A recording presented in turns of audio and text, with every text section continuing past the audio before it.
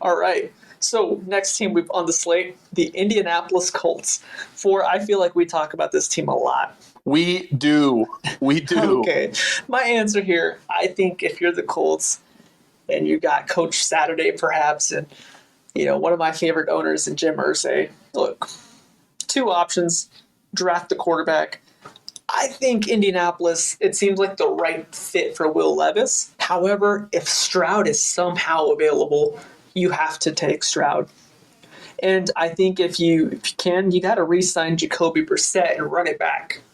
Very, very interesting take there for Indianapolis. The Will Levis one is intriguing. I could see that being a guy that they would, want to draft. He's going to be available after the first two go, and Stroud, it's one of those quarterbacks that's going to be available. So, with that said, I love your take on that.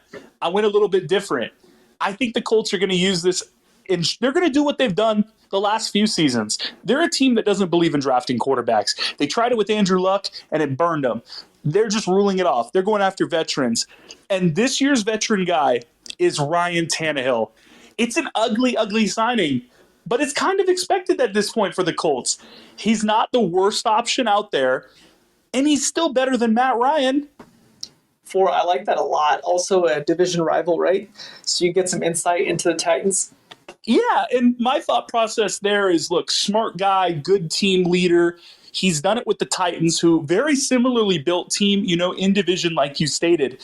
It's Jonathan Taylor instead of Derrick Henry. He can definitely win you games in that division. It's not killer's row, right? So definitely something to keep an eye on. Yes, I like it. Yeah, that was a great take. All right, next team on this is Packers, in parentheses, if Rodgers leaves. All right, so my answer is simple. You got to go with Jordan Love. He knows the system. He's been there. You got to give him a shot. What about you, Forr? It's funny, man. The way you just described it's exactly how I have it written. I literally have Jordan Love takes over. It's his time. He's earned it. Let's ride. I think that's how the Packers are viewing this. I wouldn't be surprised if he comes out next year and looks really, really good.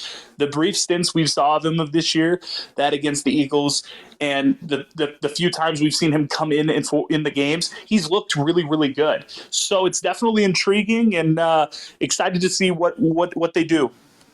Yeah, no, I agree. All right, the next one's a very fun one. Pittsburgh Steelers. All right, what do you do? Or I'll let you go first.